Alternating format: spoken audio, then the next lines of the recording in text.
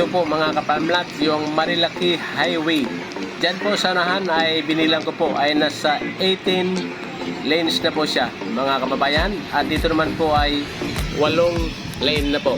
Kaya po napakaganda ng ating property mga kapamlat. At papasok po tayo dito sa Barangay Road. Ito po mga kababayan yung start po ng property. Yan, marami po mga pananim gaya po ng mangga, guyabano at marami pong mga buho. Siguro po ay nasa mahigit 10,000 na buho po yung nakatanim dito mga kapamlat at mayroon pong Gemelina.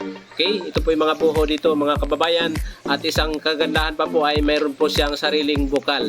Yan, mayroon pong sapa dyan po sa unahan, part din po ng property mga kapamlat kasama po sa lupa. You are watching Realty Philippines TV. Please don't forget to subscribe. Ngayon mga kapalmlat, ang total lot area po nito ay 4 hectares sa halagang 1.5 million lamang. Yan, marami pong mga Gemelina pa tayong nakikita mga kapalmlat. At dyan po sa unahan ay pupuntahan po natin yung creek kung saan tuloy-tuloy po yung agos ng tubig kahit po taginit na ngayon mga kapalmlat ay hindi po nawawala yung tubig. Yan po yung importante sa mga gusto po magkaroon ng farm. Dapat po ay tuloy-tuloy yung tubig mga kapalmlat para po makapagtanim tayo ng iba't ibang mga prutas pa. And then kung lalagyan po natin ng resort ay wala po magiging problema sa tubig. Ito po yung mga buho dito na pwede ho natin gamitin sa paggawa ng ating mga cottage mga kapalmlat. At pwede rin po campsite, adventure camp. At mula dito hanggang dyan sa Cemented Barangay Road mga kapalmlat ay nasa mga 30 minutes po yung ating biyahe dahil rough road pa lang siya at yung 4x4 lamang yung pwede po makakapasok pa dito sa lugar na ito. Ngayon mga kababayan, ito po yung creek dito at halata naman po sa mga dahon pa po ay hindi na po masyadong sariwa. Ibig sabihin po ay mainit na po yung area na ito. Tayo po mga kapamlat ay nasa Antipolo City. Yan po, nainom pa po yung tubig dito mga kababayan. Pwede po lagyan ng tubo papunta doon sa property. Mataas po yung level dito banda mga kapamlat at papunta doon sa ating pinanggalingan kanina ay makakapasok or makakapunta po yung tubig. Okay? Ito po yung mga kasama pa mga kapamlat. Yan po yung mga kawayan at saka buho na nakatanim dito mga kapamlat. Kaya po pagdating sa buho ay bawing-bawi na. Isang pasada pa mga kapamlat. Yan, kinukuhanan ko ng video yung tubig dahil ito po ay importante sa mga gusto po magkaroon ng farm. Yan, mag-alaga ng mga livestock at iba't ibang mga pananim na pwede ho nyo itanim sa lugar na ito. Ngayon po, ang price nito mga kapalmlat ay nasa 10 pesos per piece. At pag doon na po ito sa Antipolo City proper ay mahal na po siya. Ngayon po, pagdating naman po sa lupa ay combination po ng slope.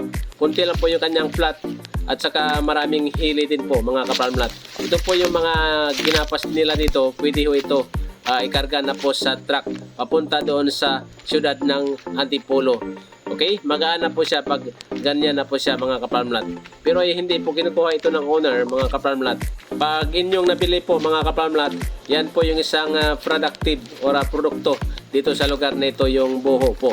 Okay, dyan po sa Teresa mga kapalmlat ay marami pong mga nagbibinta nito at maraming mga or iba't ibang lugar yung pinanggalingan. Ngayon po, kailangan lang po dito ay meron kayong truck na 4x4. Yan, may nakita akong truck na 4x4 na pwede po pagkargahan ng mga kawayan na ito mga kapalmlat para po maging pera. Okay? Ngayon mga kapalmlat, ito pa po yung kasama sa lupa. At ulitin ko lang po yung kanyang details mga kapalmlat para hindi na kayo magtanong ulit. Pakipindot po dyan sa baba yung kanyang detalye mga kapalmlat.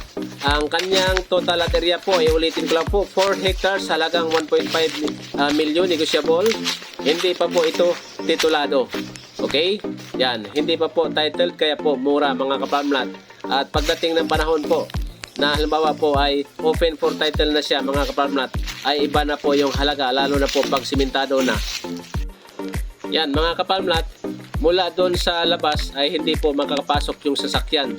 Ang kailangan lang po nito ay lilinisin, and then yung mga nauka po ng baha ay dapat po tabunan ulit para po makakapasok na yung inyong 4x4 or yung truck na pwede po gamitin pang hakot papunta po dyan sa market para yung inyong produkto na buho or magtatanim kayo ng iba't ibang mga prutas, mga kaparmlat, ay hindi po mahirap mag-transport. Sa ngayon po ay hindi pa po simentado yung kalsada dyan sa unahan, mga kababayan. Kaya motor lamang yung ating ginamit papunta dito. Ngayon mga kaparmlat, sa mga gusto po mag-tripping, yan, mag-text lamang dyan sa mga cellphone numbers na naka-flash sa ating screen at kontakin po nyo si Miss Erlinda sa kanyang number. Yan, dyan po sa detalye po ng ating video mga kaparmlat, nandiyan po yung number ng agent na pwede nyo kontakin. Ngayon man mga kaparmlat, mula doon sa umpisa ng property kanina, ito po yung kalsada na inyong madadaanan. Ito yung sinasabi kong nauka po ng baha na pwede ho natin lagyan o tabunan ulit para po makakapasok yung inyong sasakyan. Mula dyan sa labas hanggang dito ay nasa 300 meters lamang. Ganun lang po siya kalapit mga kababayan. Okay? Dyan po tayo galing kanina, so unahan na yan mga kaparmlat. At mula sa Cemented Barangay Road ay nasa mga 15 minutes yung biyahe pag tayo ay nakamotor mga kaparmlat. Okay? Yan po yung mga kabundukan dito sa unahan, yung Sierra Madre Mountain, at gagawin nating protected and productive yung area po ng Antipolo City para po makakatulong tayo sa ating bansang sinilangan mga kaparmlat. Yan po mga kaparmlat, napakaganda ng view. At mas maganda po yan pag maraming mga prutas po na nakatanim sa tuktok ng bundok na yan mga kaparmlat. Sa halip na kugon mga kababayan ay mas maganda pong prutas yung mga tumutubo or nakatanim sa ating lupa na yan mga kaparmlat. Yan po, marami pong salamat at muli from Antipolo City. Ako muli ang inyong kaparmlat, Rosindo Saminyan. Kayo po ay nanonood sa inyong paboritong real estate channel, Realty Philippines TV. Mabuhay tayong mga Pilipino.